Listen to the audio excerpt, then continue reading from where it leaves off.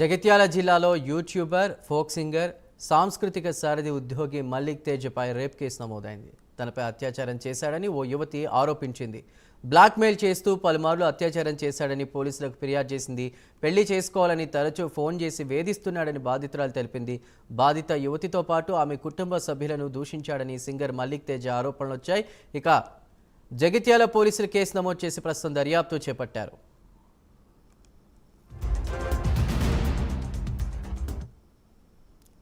దీనిపై మరిన్ని వివరాలను మా ప్రతినిధి తిరుపతి అందిస్తారు. తిరుపతి.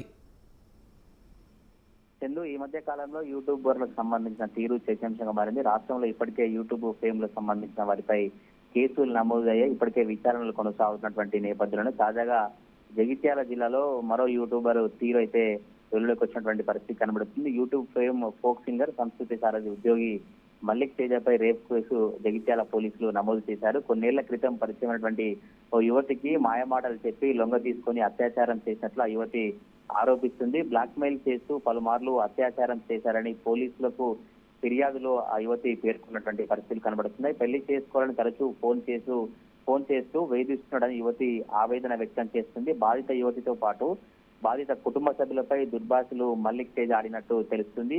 ప్రస్తుతానికి ఇప్పుడు జగిత్యాల టౌన్ పోలీసులు కేసు నమోదు చేసుకొని ఎంక్వైరీ చేస్తారు. ఎటువంటి వాస్తవాలు ఉన్నాయి, ఎప్పటి నుంచి పరిచయం ఏర్పడింది, ఆ యువతి కూడా యూట్యూబర్ గానే తెలుస్తుంది. ఎప్పుడు మల్లిక్ తేజకు సంబంధించి కావచ్చు, ఆ యువతికి సంబంధించి పరిచయం కావచ్చు, వారు ఎప్పుడు ఈయన లొంగదీసేటువంటి ప్రయత్నం చేశారో, ఎటువంటి వాస్తవాలున్నాయి, యువతి ఆరోపిస్తున్నటువంటి యువతి దగ్గర వాస్తవాలు కావచ్చు, ఆధారాలు ఏమన్నట్టు కూడా జగిత్యాల పోలీసులు వివరాలను సేకరించినటువంటి పరిస్థితి కనబడుతుంది. ప్రజెంట్ ఇప్పుడు ఈ అంశం అయితే జగిత్యాల జిల్లాలో కావచ్చు, మరోసారి రాష్ట్ర వ్యాప్తంగా యూట్యూబ్ ఫేమ్ ఫోక్ సింగర్ పై కేసు నమోదు కావడం చర్చనీయాంశమైనటువంటి పరిస్థితి కనబడుతుంది.